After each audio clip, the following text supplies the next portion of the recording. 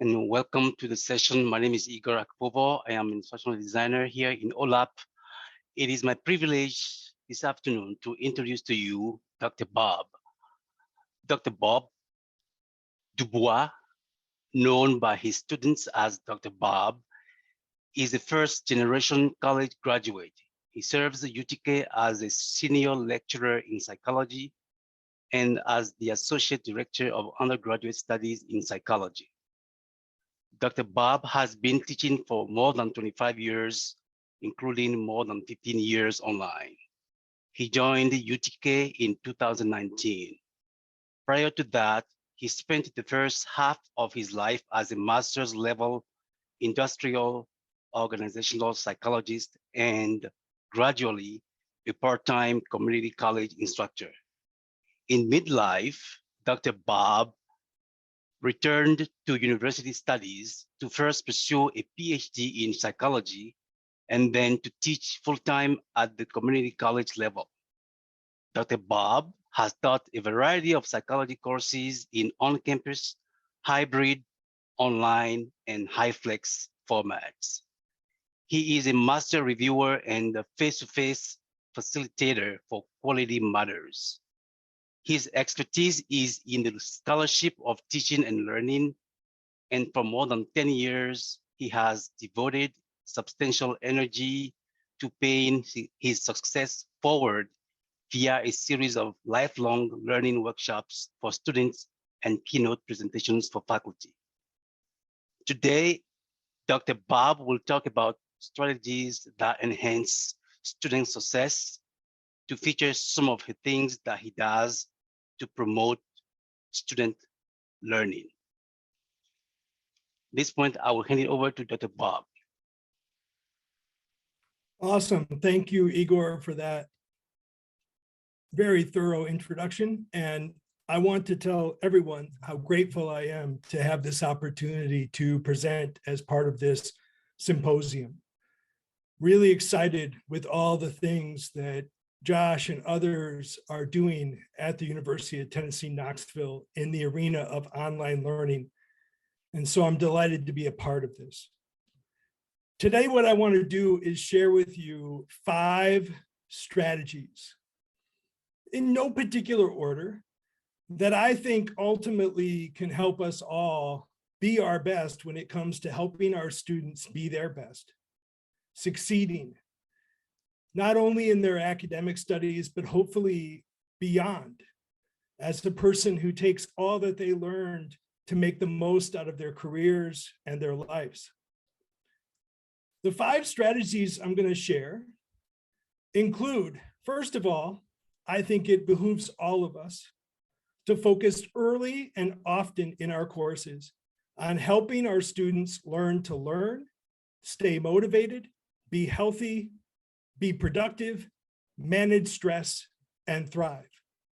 And that's a lot of stuff to do. So I'm sure all of us know that we have an incredibly challenging task in front of us. In addition, I think we should relentlessly promote compassion and resilience and try as best as we can to put the focus on all we do first and foremost on learning, not grading.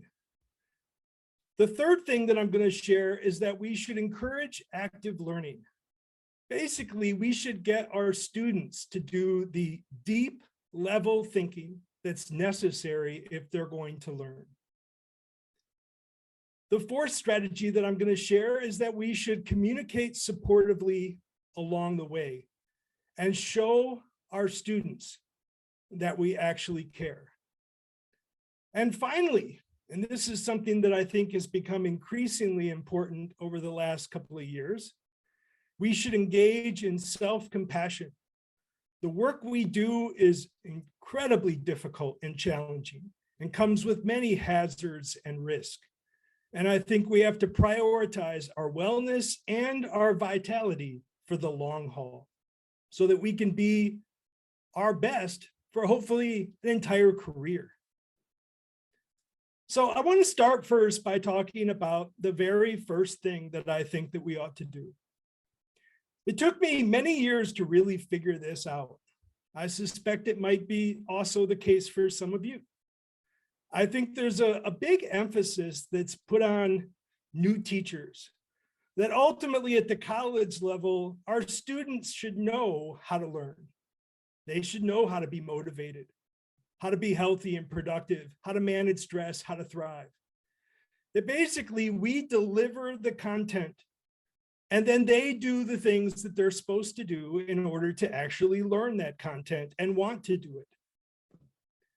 I think that teaching has become incredibly difficult now that we hopefully all appreciate that our students are still growing. And part of our job is to do everything we possibly can to help them transform from what might be that traditional student to a truly lifelong learner. Now, I've thought a lot about this. I remember the times that I would be frustrated that students weren't doing the kinds of things that they ought to do to learn. And certainly, you don't have to spend much time on our campus to hear people talking quite openly about their frustrations with students at times. In part, I'll talk about this later, it's a reflection of the challenge and the resulting burnout that many faculty might experience if they're not careful. I think one of the things that helped me wake up the most and really appreciate this need to meet our students where they're at and to help them transform from students who paid their tuition, who hopefully have their books, who hopefully are willing to attend class, to ultimately students that are willing to do the true work of lifelong learning. The model that I have shared basically suggests that we have a role in helping to transform our students to learners by basically helping them know how to employ the science that's relevant to successful learning, including the learning strategies that are so critical for building lasting memories, the motivational strategies that are so critical for the marathon-like task of completing a college degree, for the productivity strategies that are especially important today when many of our students are trying to work 1 or 2 or even 3 part-time, sometimes multiple, even full-time jobs, sometimes manage difficult life circumstances, and at the same time take a full load of academic courses. I also think that we learned during the pandemic that it's absolutely critical that we also help our students along this course of learning be resilient and know how to problem solve, how to reach out and seek social support and take advantage of resources, and how to use emotion and problem-focused coping in the near term to not only survive, but hopefully to thrive. And I really love what we're doing on campus now to try to help our students flourish by focusing on their experiences, making sure they have as many positive emotions as possible, that they're engaged, that they feel like they belong, that they're in meaningful relationships, that they find a sense of purpose in their studies, ultimately that they are successful and experience accomplishments, and do so with vitality and resilience along the way. Now, I also think it's as critical for us to think about the transformation that we have to go through in order to do that. I think it's critical that we learn to transform ourselves from instructors to what I call learning facilitators. And the way we do that is by gradually immersing ourselves in the science of learning design and learning delivery.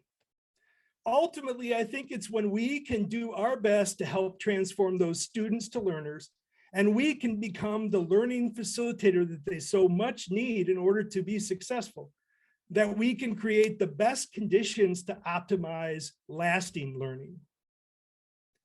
Now, I suspect that every one of you can think about times when you've been in situations where certainly the optimum did not exist. Maybe it was a situation where there's a student paired with an instructor, both of whom are not familiar with the science that would be relevant to their success. both trying to do their best, but essentially struggling to do the very things that are necessary for success. You also could have certainly the situation that I sometimes hear from colleagues of limited learning that comes because we are faced with students who vary so widely. And certainly we do have some students who have quite a journey to make to become those lifelong learners that we endeavor to create. We have done the work of becoming a learning facilitator, but it can be quite difficult to be our best in a classroom with students.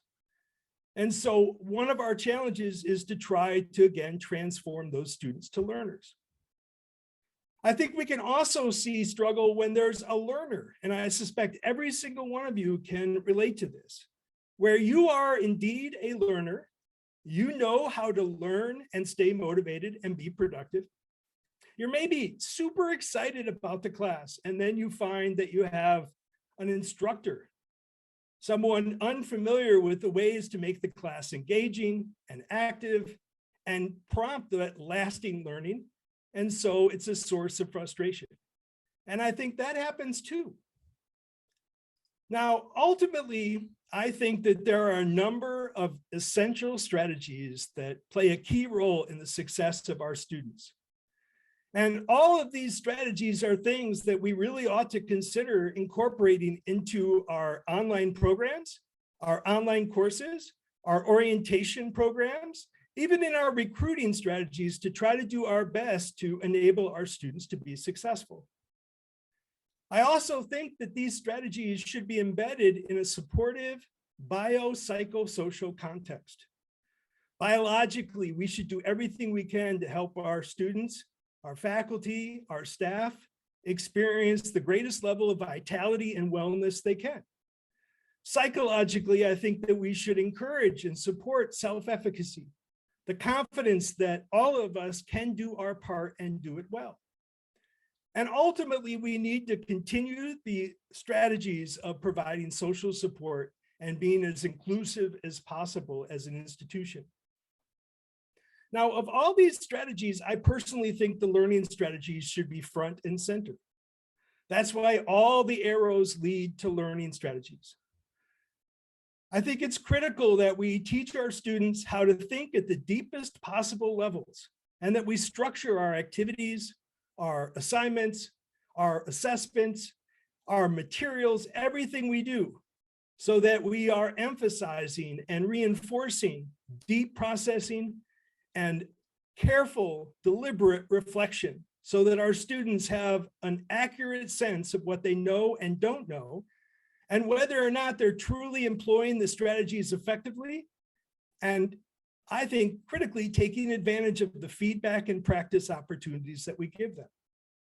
I also think we have to help our students space their studies, hopefully encouraging them to use a distributed practice model where they choose to dive in, think deeply about, engage with the material that we're helping them learn, and then choose, not simply because thinking is hard, but because it actually helps us create lasting memories when we input space, a smart pace around the work that we do.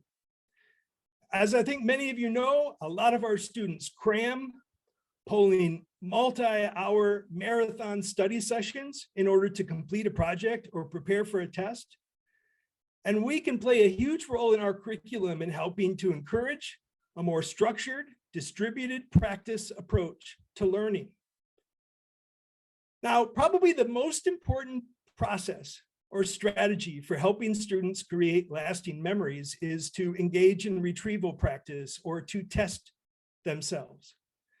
When you engage in retrieval practice, you basically call to mind what you're learning without the support of your notes, without the support of your textbook or others, and you attempt to communicate out loud or in writing your understanding, your ability to explain what it is that you hope is in your long-term memory banks. As you probably know, many of our students are deeply anxious about anything that has the word test in it. But I think we have to help our students become very comfortable with the process of getting feedback, They are like our physical athletes, those wonderful sports athletes across our campus, going to benefit most if they get rigorous feedback, if they respond to that feedback, and engage in distributed practice week after week after week to grow. I like to think of our students as mental athletes. Now, of course, getting them to do the kind of work that is necessary to learn for the long haul requires some serious motivation. And ultimately, I think that we can help our students by sharing with them the science relevant to grit, the passion, and perseverance that's necessary to attain long-term goals, self-determination, the level of a deep intrinsic motivation that's necessary for us to give all of our resources and do our very best and be our very best, especially a sense of autonomy, a sense of belongingness, and a sense of competence.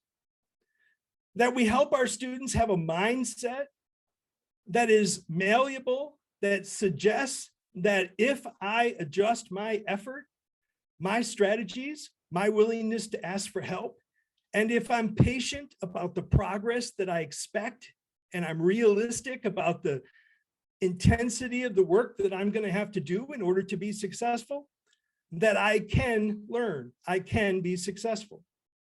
And finally, I think increasingly, motivation-wise, we have to help our students, especially those younger folks who are still developing their prefrontal cortex and their ability to manage temptations and emotions. We have to help them develop self-control. Now, I also think we have to help with productivity strategies, and I'm a huge fan of the Getting Things Done system, which includes capturing all the things that you need to do and having a lifestyle that basically says, out of my head, any of the things I need to do into a trusted system so that as I actually do things, I can be all in and do the kind of deep work that we need our students to do. Once everything's captured, clarifying those things that we need to do so that we really appreciate when and where, and probably most importantly, with whom we might do that work with, including seeking the kinds of support during the day from the many resources we offer on campus. Helping students organize the things they have into projects and other tasks, and also encouraging weekly and even daily reflection on the things they need to do, and careful, full, all-in, deep engagement, one step at a time along the way. Finally, I think that we need to focus on the surviving and thriving strategies that are necessary for our students to be successful, including doing all we can to help them maintain a healthy emotional bank account, hopefully doing as many things that encourage and prompt positive emotions in our classrooms. Also trying to help our students seek challenge and choose to basically get outside their comfort zone and use the feedback we provide to grow. Trying to build meaningful relationships, including relationships with their faculty, with the many resources that are available on campus, and with other students. In addition, helping our students experience a gradual level of success so that they can see step by step that they can be successful, that they can accomplish their dreams. And then finally, to help them value the importance of nutrition, exercise, mindfulness, sleep and rest, and other bodily health factors that are critical to our wellness and having the kind of energy that's necessary to be successful. As well as the resilience, the willingness to engage in problem solving and to use problem-focused coping strategies, as well as social support and other strategies to survive and thrive along the way. Now, that's a lot of stuff. One of the things that I really hope that all of you can see a benefit in is the workshops that I provide on campus. Right now, I offer 6 workshops: Ace your classes and have fun too, don't eat the marshmallow, take note, getting things done, being our best in difficult times, and positively learning.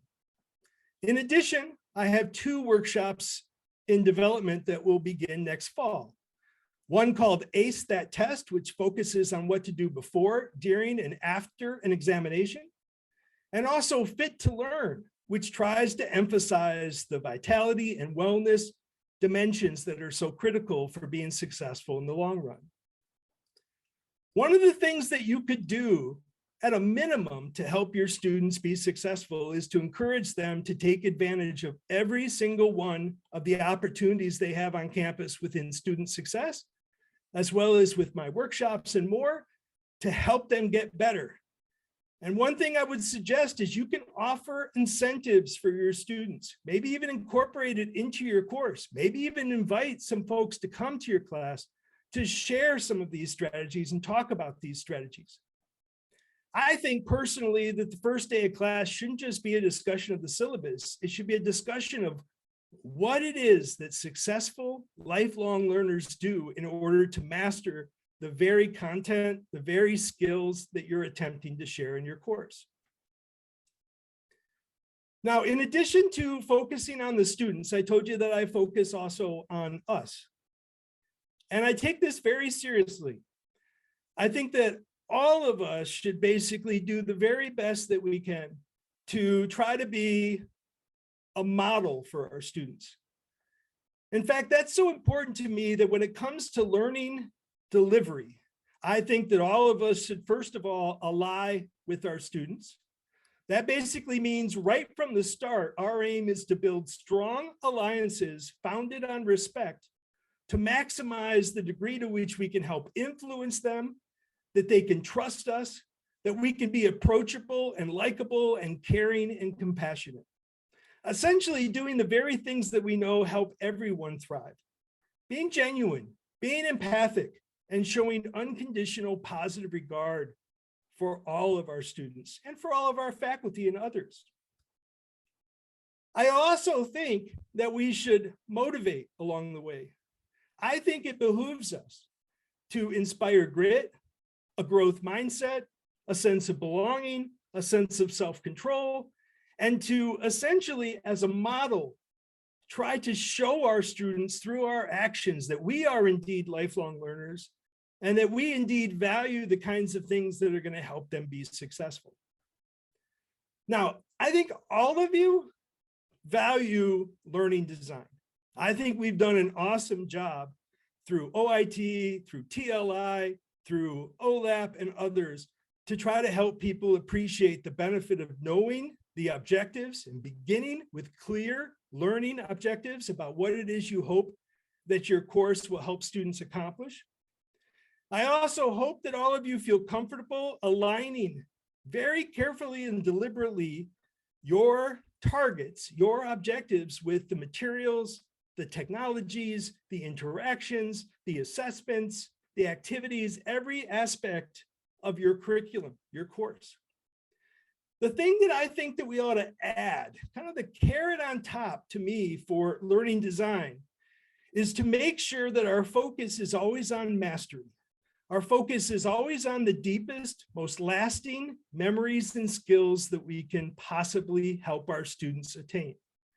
To do that, that means we have to really appreciate those aspects of lifelong learning, those things that make someone a learner: think, space, and test, and carefully and intentionally build it into our courses.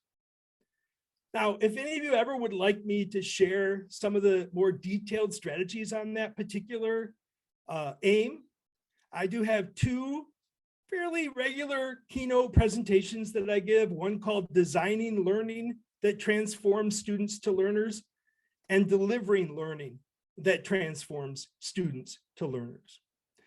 But I hope that you see through the work that I do and through my willingness, and this is a promise to all of you, if you invite me to come to your class or to come meet with you to talk about this topic of just helping our students be better learners, motivated and productive and thriving along the way, I would not hesitate in a moment to do that. This semester, I've spoken to pre-med students, I've spoken to physics students. I've spoken to grad students in BCMB. I've held a dozen or more workshops in the auditorium. And I can tell you that this is just my way of paying it forward, because if I had had a very direct, concerted effort as a brand new undergraduate, first generation college student decades ago at Western Kentucky University, I can promise you that I would have had a lot less stress, a lot more fun, and certainly built a lot more lasting memories. And that's coming from somebody who had the grades, but didn't really appreciate the impact of the way I went about trying to accomplish those grades in terms of the lifelong value of my degree and what it is that I learned. I know it's tough, especially now with some of the students that are coming to us that have had their last 2 years of high school online. In some cases, some of the skills that we hope that they have, they don't have. But the thing that really I hope that you all keep in mind when you think about that first strategy is I still remember the impact of my middle daughter going to college at the University of Minnesota about, now it's maybe 6-7 years ago. And essentially, once you have your own child in college, you start to recognize that the things that you really want to see from a college is somebody that values that that's somebody precious to you, that you want them to have their best possible experience, and that ultimately you know that they don't have everything. And they're hoping that we meet them where they're at, and we basically guide them along the way. And it can make a huge difference. And I think it especially matters to those first generation students, those students that basically don't have some of the resources that others have. But I remember when I first started at UT and I said that I wanted to begin my honors general psychology class with an intentional focus for the first 2 weeks of the course on how the science of psychology could help them learn, stay motivated, be productive, and ultimately be successful at the university. Now, keep in mind, I already knew that most of them were Haslam scholars and Chancellor scholars and had bios and experiences that certainly intimidated me. And yet, I trusted my gut that those students had just as much need for this as anyone else. And I got to tell you, just today, and it happens virtually every day, I've had students in that class come to me and basically say, everybody needs this. Many of our honors students and others that we might look at, and because they're making A's and doing well, we think that they've got it going on, are still not yet bought in and even aware of some of the impact long run of not using effective strategies. And many of them struggle with perfectionism and other concerns. So I challenge you to spend some time early and throughout your course trying to mentor and support and share the actual strategies with hopefully exemplars of success, and direct them to your TAs and to your academic coaches and to others to get and take advantage of all the help they can. And if at all possible, even incorporate that into your rubrics and into your instructions, opportunities for students to take advantage of resources and support. Now, the second big strategy, certainly nowhere near as big as the first one, is to promote compassion and resilience, to put the focus on learning, not grading. Many of our students come to college having been essentially intimidated by conversations with others that ultimately everything they were doing, trying to earn those 4.0 GPAs, trying to earn those 28 and higher ACT scores, that all of everything that they were doing was going to really matter when they got to college. And we really never paid attention to how they earned those A's. And I think we just assumed that they know exactly what to do. Well, I think once you have your own child go to college, you start to recognize that they don't necessarily know everything. And they need a person on the other end of the learning experience that basically is going to remember that, is going to essentially be gentle, promote compassion, help those students develop the problem-solving skills they need in order to be successful, and do everything possible to keep out of the forefront the focus simply on grades. And to try to tell students that, at least for me, the grading part is one of the worst parts of my job. It's basically helping students learn that gives me the greatest sense of joy and satisfaction. And one of the things that I noticed quite early is we sometimes do things that kill that spark, that joy of excitement of learning, beginning quite early in life. And so one of the things that I think we need to do is do everything possible to keep students in the learning arena. I noticed once when I gave students exams back or papers back, that they often just looked at the grade and completely avoided any looking at the feedback. And I started to notice very early in my teaching career that I was often rewriting the same feedback for the very same students over and over and over again as a result. I don't know about you, but I suspect there are students that came to UT with particular grammatical errors that they consistently made in high school. And they consistently made those same errors in college, and they consistently make them today.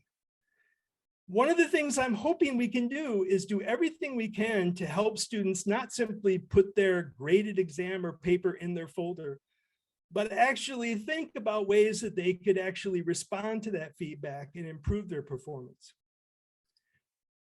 That and this frustration that I had with students having struggles and obstacles and trying to maintain order with just a single set of deadlines led me to start something I call the 3 wishes policy in all of my courses. This is something I've been doing for well over a decade.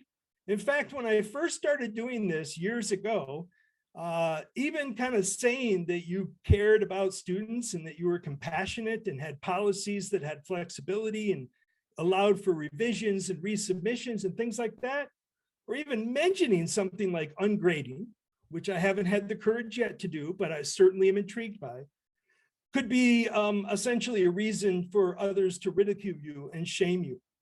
I was at several conferences that focused on teaching and learning, and I wanted to share some of the things I was doing, but I was uncomfortable. I was afraid until COVID. When COVID hit, I still remember the day that I had the courage as a technology enhanced faculty fellow to stand up and challenge some of the rhetoric that our students basically don't need flexibility or compassion. And ultimately, I think they do. And I've set up a policy in all my courses where every single student at the beginning of the semester gets 3 wishes, and they never have to tell me why they want to use one, because I want to value their respect and autonomy. But ultimately, at any time in the course, they can ask for either an opportunity to revise and resubmit to improve their grade. Hopefully that means to think and try again, and this time actually get it. Or just because life sometimes happens, they can ask for an extension. They can ask for an opportunity to postpone the deadline because of circumstances that I really don't pursue. Really, what I'm trying to do is help students engage in more proactive self-management. And so I certainly do post deadlines, but I also want them to think that that's the way the world works. There are things increasingly that are obstacles and challenges that we all face. And all of us have to learn how to negotiate and ask and be assertive to get the kind of support that we need to be our best and do our best. And so students use these wishes to perhaps take an exam again, because now maybe they realized after the first exam that they didn't study the way they wanted to, and they want to show that they can actually get it. Now, you might say, is this being too compassionate? Because, you know, our students basically, they should be able to do all this. Well, you would hope that we could do all this too. I think we are our students. If I'm being truly honest with all of you, if we go to our staff meetings, if we look at the way people behave in presentations and other events, we are late sometimes. We struggle to get things done. We have to ask for extensions. And so I try to build a circumstance or a setting where at least proactively I can offer support and teach students how to be assertive and how to ask for those things that they need so that they can be successful. Now, part of showing compassion is also removing barriers. As the faculty fellow for Universal Design and Learning, what that really means to me is essentially every time a student comes to you and they point out some challenge, something that's really a struggle for them to do their best in class, whether it be something that they are struggling to be engaged with, whether it's something you're trying to share that no matter how carefully and how critically you tried to represent that content, they're just not getting it, or whether or not they're struggling with the way that you're asking them to act on and express and demonstrate their mastery. Anytime you meet a student who's struggling, that's an opportunity to reevaluate the curriculum you have and see if you can do something to just make it possible for that student and hopefully many more to not experience that barrier again. And so I challenge you, every time you possibly can, try to find the reasons why students say that they struggle to be engaged, that they struggle to understand some of those bottleneck concepts, or that they struggle to demonstrate and express their mastery of certain things that you're learning. The other thing that I suggest that's part of compassion is an approach that puts the emphasis on progressive, cumulative assessments, especially loads of opportunities for formative assessments that are spaced across the course, that look exactly like the kinds of things that you're going to be demanding that they demonstrate later without the support of you and your feedback, and basically do everything you possibly can to put the focus on building skill instead of simply assessing and grading. To me, that means spending a boatload of time on your curriculum so that you can build the scaffolding that's necessary to basically help all of your students with their certainly wide range of variations in all kinds of characteristics that are necessary for success. Now, that is certainly not something that we can do overnight. Probably not even something that we can do in our entire career, build that perfect course where everyone can succeed. In fact, I've kind of promised myself, if that ever happens, that I end the semester and everything just went perfectly, everything worked and every student learned, that's a drop the mic and retire moment. And I don't think I'm going to ever hit that, honestly. But what I try to do is just have a +1 approach. Every student with a problem, I'm going to try to figure out how I can make sure that similar students in the future don't have that problem by incorporating or clarifying content in my lectures or activities, by adding activities, by incorporating more opportunities for retrieval practice, whatever is necessary to continue to meet the needs of our students. Now, the third thing that I really want to emphasize today is to encourage active learning, to try to get your students to do the thinking that's necessary to learn. And the thing that I do that I think really is one of the exemplar ways that I do that is I absolutely love incorporating jigsaw classroom activities into my online, on-campus, blended, and high-flex courses. Now, for those of you who are not familiar with the jigsaw classroom, it's basically an opportunity for you to get other students preparing to teach their peers some of the key content that you're hoping they all master in the course.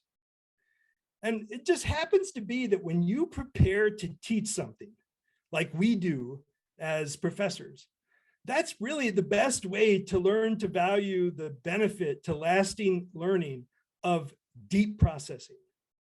And so essentially it's a way to get students to engage in deeper processing and to place me in a role of being someone that they can consult with, somebody that can help them get comfortable with the more challenging nuances and the more complex content, and especially some of the connections between what they're learning.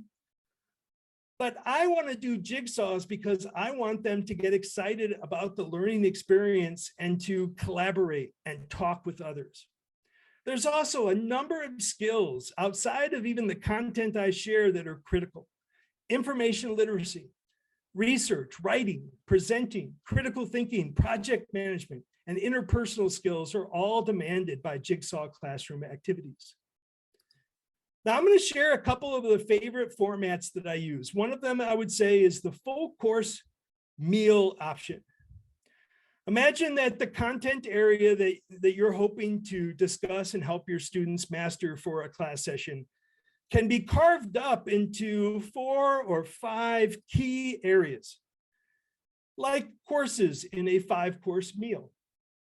For me, that might be my discussion of sensation and perception in my general psychology course, where maybe it might be better if I help assign students into separate groups where they work as a group to master that content and prepare learning materials. And then they essentially scatter about into groups that include one content expert for each sense, and they get to learn from their peers about the key content for that particular class session. Another example would be discussions of the brain. Perhaps I'm talking about the cerebral cortex and the lobes of the brain.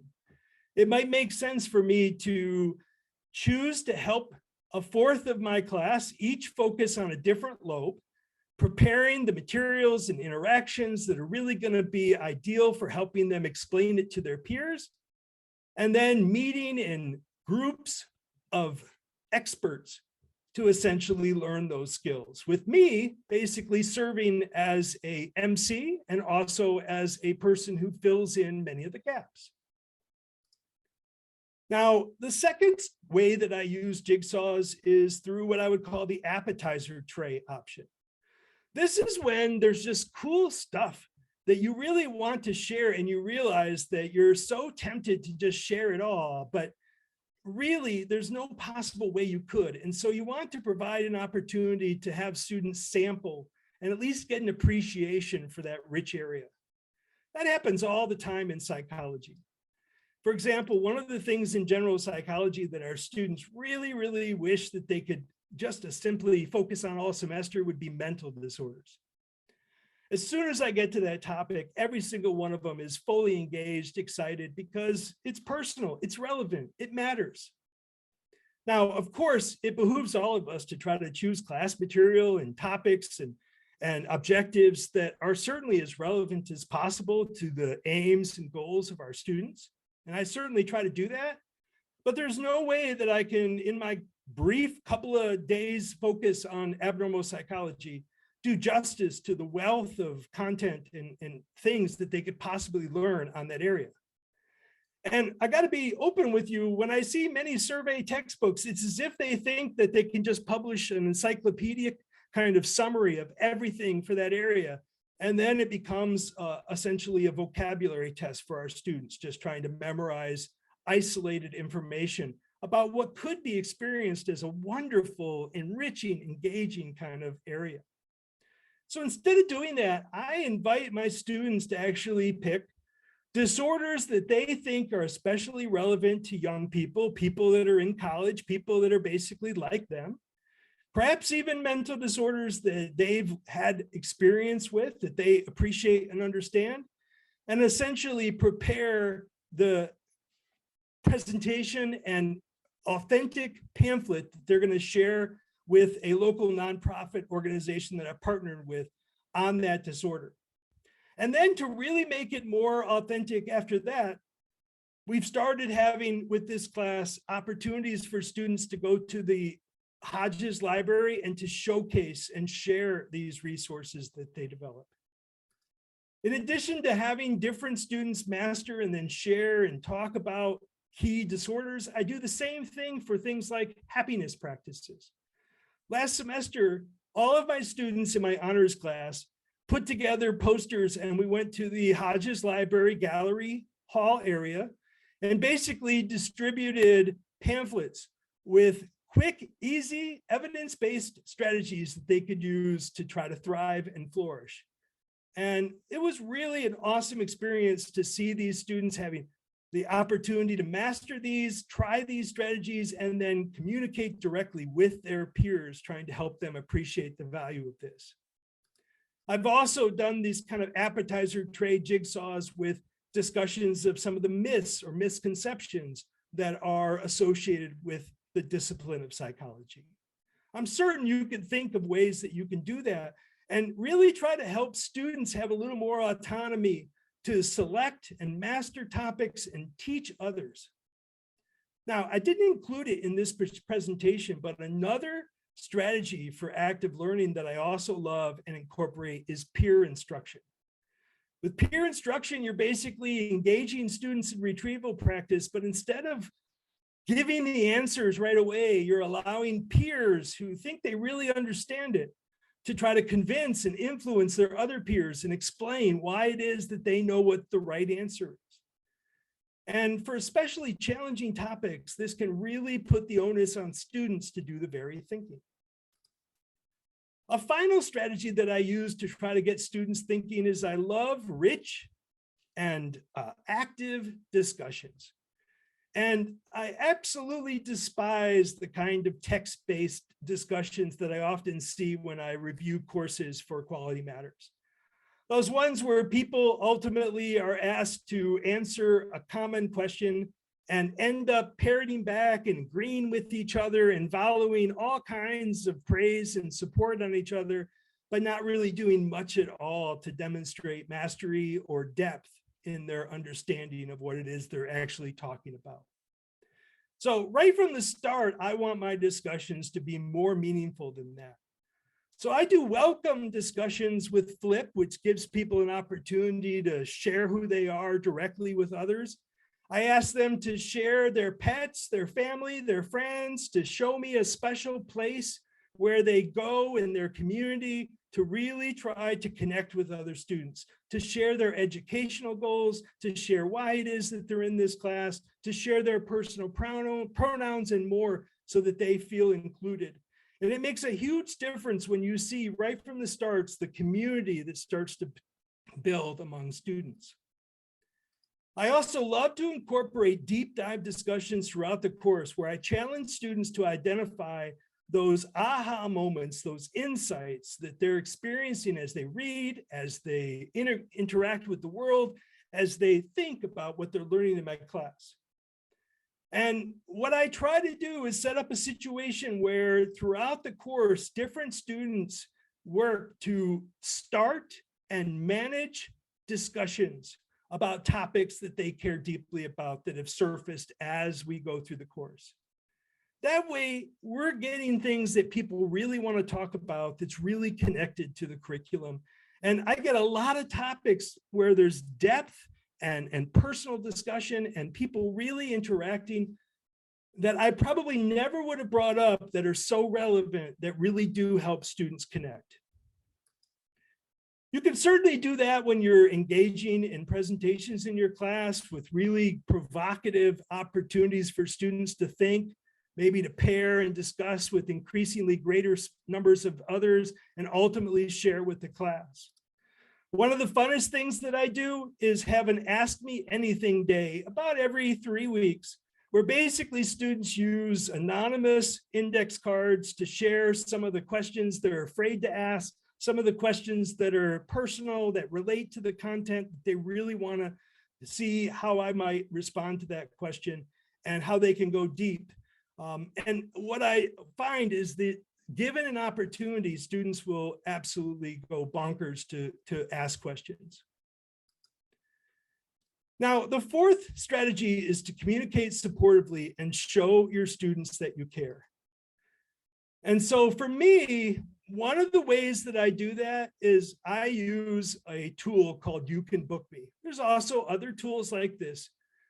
But instead of saying, these are my office hours and this is it, and having structured office hours every week, I basically give students access to all the time that I'm not dedicated to teaching classes or that I haven't blocked out for my own personal deep work. So usually students find that they have opportunities to meet with me throughout the week. And they can select when they meet, where we meet, whether it be online or on campus, the length of time we meet. And I also urge students to work together to book a meeting with me to have me help them with perhaps a study group or other things. I started with the free account, and you can really do just about everything you'd want to do with a free account. But if any of you really wanted to go even more pro level, their pro level account is not that expensive, and I found value in it. Similarly, I use a tool called Remind to try to communicate with students, because I find that they don't check their email or Canvas messages, but they do have an addiction to their phones. And with Remind, I find it quite easy to interact with students, and they find it quite easy to interact with me. And so I use Remind to share announcements, to share personal alerts, to share praise, and to also occasionally share opportunities for retrieval practice and reflection. Probably one of the key things that you're going to need to do in order to communicate that you care is give students opportunities to check in with you and let you know if they're struggling, if they've got muddy points, if they've got questions, if they've got feedback, if they're experiencing barriers. And so one of the things that I strongly encourage all online instructors to do is to incorporate as many opportunities for check-in as possible, especially anonymous check-ins that give people an opportunity to share questions and to discuss things. Even for courses that are traditionally mostly asynchronous, I still am a huge fan of at least offering opportunity each week for students to meet in a synchronous session or to watch a recorded synchronous session where students come in and can share muddy points, and you can talk about some of the questions that were shared in the check-in, and you can respond to those questions. Even if every student can attend, and I certainly understand they can't, those who need that kind of connection and presence from their instructor value it quite a lot. All right, the final strategy. This is something that I added recently because even I struggle sometimes with self-compassion. I think it's critical for all of us, as I think people who strive to be the best and certainly devoted much of our life to creating lasting memories and skills that certainly are at a deep level, that we all remember to engage in self-compassion and to prioritize our wellness and vitality for the long haul. One of the things that I think we all need to be careful of is burnout. Burnout comes from a combination of no longer having the kind of energy that you once had to accomplish the things you were doing and finding yourself increasingly exhausted. Finding yourself less excited about being involved and collaborating with others, and instead becoming more cynical about higher ed and our students. And finally, starting to feel less efficacious about our abilities and success, and feeling more and more like an imposter and more ineffective. Essentially, one of the things I think we have to be especially careful of is not savoring our successes and hopefully not engaging in what is called expectation escalation. Basically, every time you do something wonderful, it's not good enough. I got to do something more. And as I shared earlier, there's many things that I think are that go into an exemplary course. And it could take a lifetime to build a course that doesn't have still opportunities for improvement. And I'm not sure even in a single lifetime you could do it. But ultimately, your goal is to just one step at a time, keep making improvements, and to pat yourself on the back for the things you're attempting to do, and not compare yourself to that abstract down the road vision that you have for your course, because that certainly can be demoralizing. I also think it's critical to build a sustainable life, to sit down and think about an ideal week that you would be gifted and blessed to be able to live and experience week after week after week, with opportunities for sleep and rest, for endorsing and valuing the things that matter to us. And so I strongly challenge all of us to engage in more time blocking efforts, especially when it comes to blocking out the important deep work that all of us, especially learning facilitators and more, need to have in our schedule if we're going to be our best. Finally, I think it's critical that in order to be our best, that we attempt to exploit our strengths and honor our values, and whenever we possibly can, advocate for structural and systemic solutions to some of the problems that we are all hoping to solve in our classrooms. So I've tried to share with you 5 strategies that I think we can all think about to promote student success. And these are kind of more like a vision. These are things that I strive to do. Certainly, I don't think that I am an exemplary instructor. I'm just somebody who's willing to do everything I possibly can to help students learn. And you know what? Our students are willing to praise and honor that, because they care more about whether you're actually doing everything that you can do to be your best. They don't expect you to be the best. They know that ultimately it's a journey too. So I hope that you can think about where you are on your own journey. I started out clueless and became quickly naively confident, thinking that I knew how to teach and that it was just my students that didn't know how to learn. But as I've become more discouragingly realistic, I've recognized that somebody's got to have the job of meeting students where they're at and helping them be their best. And if it's not us, well, I don't know if there's another academy. So we've got to be that academy. And I think that if we want to be as good as we possibly can, certainly just reflecting on your success will help. But I think valuing the science of teaching and learning can kind of be like putting on a jetpack and helping us all kind of move forward. And that's why I am so blessed to be at University of Tennessee, Knoxville, because we have amazing resources for that. So I hope that this was helpful today, and I'd be happy to answer any questions. I'm not sure if there are any questions, Igor, or if anybody wants to turn on their mic or type in the chat, but I'd be happy to answer any questions. I don't see any questions in the chat. I have a quick question for you. You mentioned that you gave some workshops at UT. Where, if someone wants to attend your workshops, where do they go? If they go to, and I'll go ahead and type it into the chat window now. I don't have any on the calendar right now, and I am in negotiation with Academic Success to possibly do a midterm kind of boot camp with them.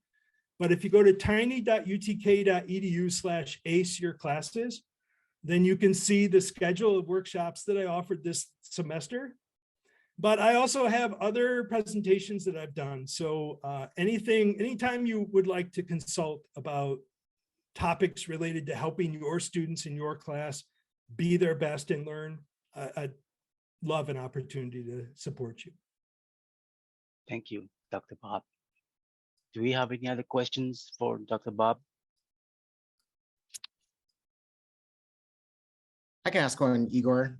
Dr. Bob, thank you so much for your presentation. There's a lot of wisdom in there. And there was something that you talked about earlier on that connected to some of the conversations that we had earlier, just about how sometimes grading is not aligned with learning. And so what practices do you use to talk to students about the value of learning when maybe they're associating it with just getting an A, for example, and maybe not maybe have not thought critically about what the learning process should look like and the value of learning as growth rather than learning just to show mastery to check the box and move on to the next thing? Yeah. And that, of course, is the big challenge, because I think that we've done an incredibly good job of communicating the power of grades to kids beginning at a young age, that it takes a lot to help them unlearn that and to recognize that, you know, once we leave the academic setting and establish that we actually have the very skills and expertise that our degree is supposed to be a signal we have, that's when we start experiencing success.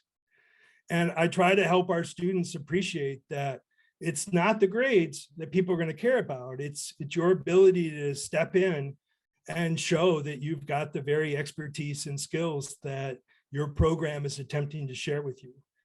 And I also like to use the metaphor of the physical athlete, because on our campus, especially this year, but especially, you know, since I've been at UT, there's clearly a huge focus on our athletics. And so I try to talk through like how they think about the success of our athletes and what matters. And ultimately the value of the practice and the things that they're doing to learn to get better. And we've had a wonderful opportunity this semester to share with that. And I talk about that openly with students. But you're right, that's a very challenging topic to try to get our students, especially our honors students, but certainly all of our students, to not think that a high grade is really their quest. And I think we have to do a good job of trying to reconsider how much value we put on grades, because I'm certain we all recognize that sometimes even at graduation, we notice that some of those students with degrees might not yet really have some of the skills that we had hoped that they would have.